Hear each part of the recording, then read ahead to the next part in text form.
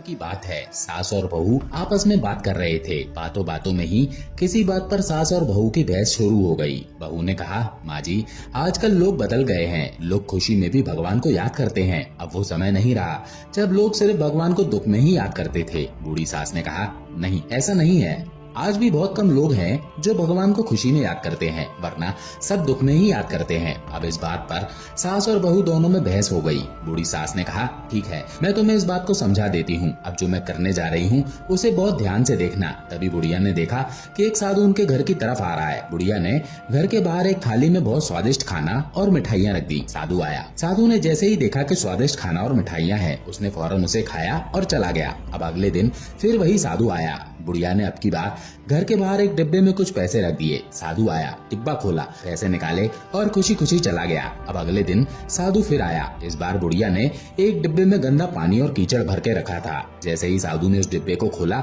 साधु फौरन बोला, क्या भगवान, मेरी किस्मत में गंदा कीचड़ ही मिला था आपको देने को। तभी सासू माँ ने अपनी बहू से कहा, देखा, जब तक इस साधु को खुशी मिलती रही तब तक सब ठीक था, लेकिन थोड़ा सा दुख क्या मिला, लग गया भगवान को कोसने। कहानी का निष्कर्ष, भगवान तो हमें खुशियाँ देता रहता है, लेकिन हम उस प्रभु का शुक्रिया करना भूल जाते हैं। जरा सा दुख क्या मिलता है, हम भगवान से शिकायत करने लगते हैं। बोलो राधे राधे।